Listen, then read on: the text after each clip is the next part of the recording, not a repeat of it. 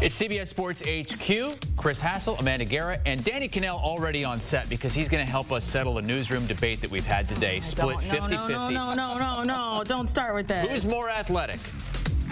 The best basketball players or the best hockey players? I think it's easy. I think it's a no-brainer. It's basketball players. It's NBA players. Same. Now, and Amanda's players, on the other end of this. And I don't want to diss hockey players. They're the toughest. What they do and the way they put their bodies on the line and they lay down to stop the puck when it's coming in, incredible. And it's not like they're not athletic, but NBA players might be the most athletic of any professional sport, including football.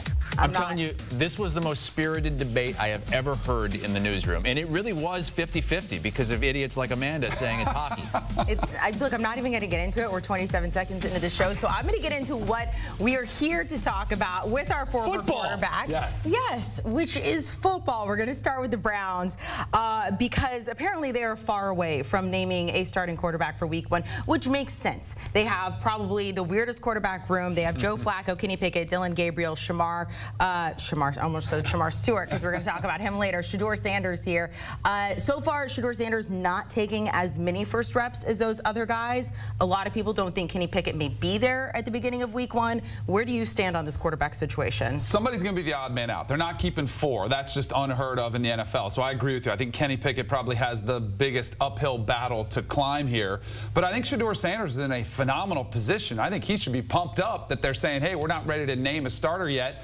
You know, it's most likely going to be Joe Flacco. That's why they brought him in. He's somebody who brings some stability, who can run a system. He's been around the league for so long. But I don't think that means he'll be the guy from start to finish. And Shedeur, by all accounts, all the controversy, all the conversation that happened during the draft and afterwards, I think he's handled himself better than anybody. He hasn't complained. He's gone in there with the right mindset. By all accounts, he's impressing. He's played in a lot of different systems. He's had to pick up and learn different concepts, and this is just another one for him. He's been around a professional and his dad for the time he was born, so he knows what it takes to be a pro and how to prepare like a pro. He's got great work ethic, so I think this is a great opportunity for him to maybe get some significant playing time. What I do think is interesting, typically you would hear more about the 3rd round pick in Dylan Gabriel than you would about the 5th round pick in Shedeur Sanders. We know why a lot of that is happening, but I do wonder, where is Dylan Gabriel in all this? But apparently he is getting more first-round reps than Shedeur Sanders is. Right. And I don't know. I saw a clip on Tom Brady one time. He was talking about when he was at Michigan and he was trying to work his way up the depth chart, and he said, I didn't care if I got 2 reps, 4 reps out of 20 or 30. He said, I wanted to make the most of every rep. And that's what you have to do as a backup or a 3rd string or a 4th string who's just fighting to make the roster. Every time you get that opportunity on the field, treat it like it is your Super Bowl. And by all accounts, that's what Shedeur is doing right now. And for the most part, he is impressing. Well, let's stay in that division with the Cincinnati Bengals, who are without 2 of their pass rushers at camp. We know about Trey Hendrickson, who's holding out for a big deal. Shemar Stewart, rookie, is involved in a weird contract dispute because 17th overall pick. The Bengals, apparently, they want to set some new precedent with a contract that allows the club to void future guarantees. Let's hear from Stewart yesterday and then defensive coordinator Al Golden. We all agree Trey will be right? But technically he's still 1% wrong for being under contract. So in my case, I'm 100% right, so it should be a no-brainer. And in Trey's case, I think it should be a no-brainer too. I mean, he led 17.5 sacks for 2 years back-to-back. If I was the GM or I was the owner, take all my money. But I guess they don't operate like that. But I've been around long enough to know these things. Sometimes they take some time, or they're more complicated than they are on their face. And we're hopeful to get this resolved in the next 5-6 weeks and get him out there. And really looking forward. I love the young man. He's got a great attitude. He learns really well. He's attentive. He asks good questions. So from that standpoint, he's doing everything we're asking. This apparently is not something that any other rookie is dealing with at this point, not a first-round pick anyway. And the Bengals, Danny, they've been known to, well, for the lack of a better word, be cheap. Yes, they are cheap. And this is something, unfortunately, Shemar Stewart is having to deal with. Now, first thing I would say to Shemar Stewart is let your agent handle. I thought he handled it pretty well. Like, I liked his comments, but you don't win by speaking about this publicly. Should he be practicing?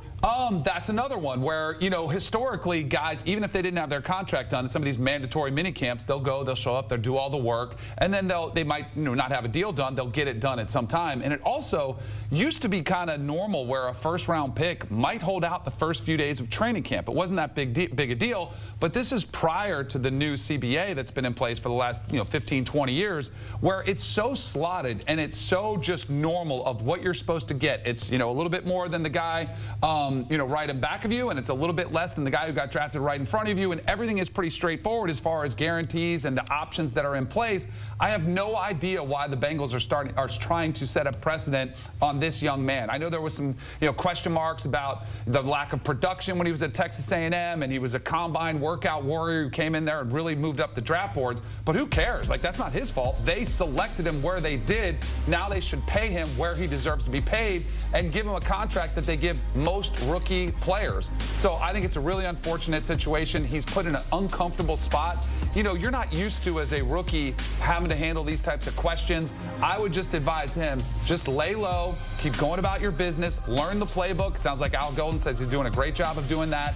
Be prepared when your opportunity is there, but you really don't want to get into a war of words with the front office, because then the fan base gets involved. They start listening and say, oh, is this a selfish player, which is unfair to Shemar Stewart. So I would advise him, lay low, let your agent handle the press, the media, and go about your business. I guess I would just be curious if this is about him, or if I'm going to be a rookie next year in the draft and I'm looking at the Bengals there, and that's not necessarily a team that I want to go to. Right. And that's how they're going to handle his rookie contracts. And almost every player not named Joe Burrow has had issues getting an extension and getting the money that they feel like they deserve. So it is definitely a organization that has a reputation, as Chris said, that is extremely cheap. Let's head to the Dolphins here. And look, Mike McDaniel has had success there. He's won 28 regular season games. He's made 2 playoff appearances. In the history of the Dolphins coaches, only 2 other coaches have been able to do that. Word around camp, though, is that his tone is peeved, irritated, fed up,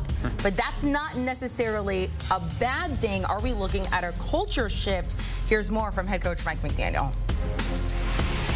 The football program has to focus on football. For that to happen, there's a lot of things that can't dominate, people's time, which is like, first and foremost, being on time, being accountable to each other, and staying to the rules, and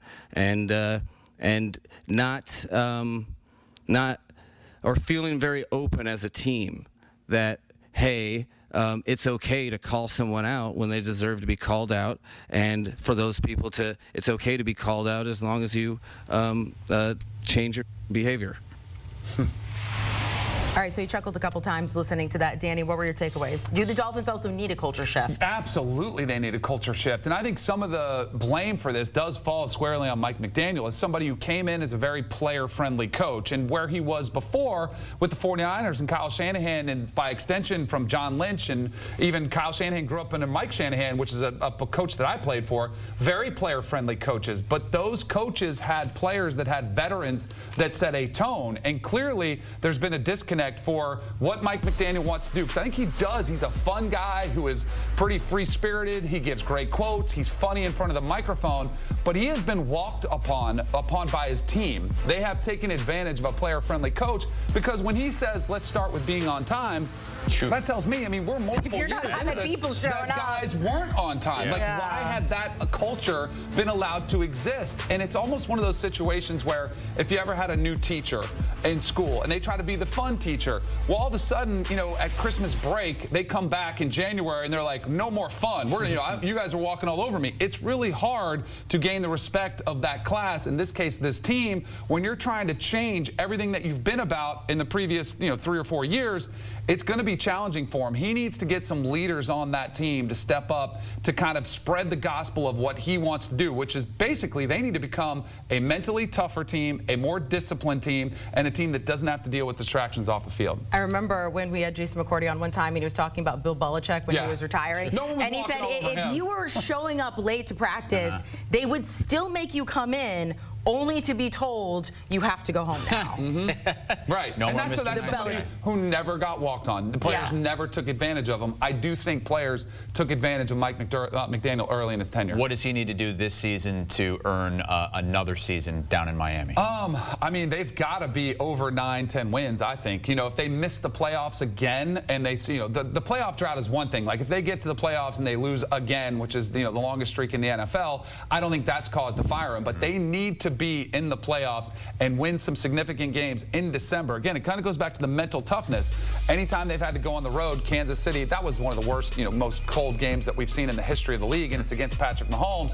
So they had some excuses, but the game wasn't that great. They didn't show up. They looked cold. They looked like they were, you know, frigid. You've got to have some mental toughness and resolve so that it doesn't even appear that it's bothering you. So I do think this team has to get to 9 or 10 wins to really give him relief from some of the criticism that he's taken. All right, Danny Kanell is going to be with us throughout much of this show. When we come back, we will transition to the AFC South. We'll have a live report from Titans camp where Cam Ward, I guess, is trash-talking his own defense, and we'll hit the other quarterbacks in the division as well.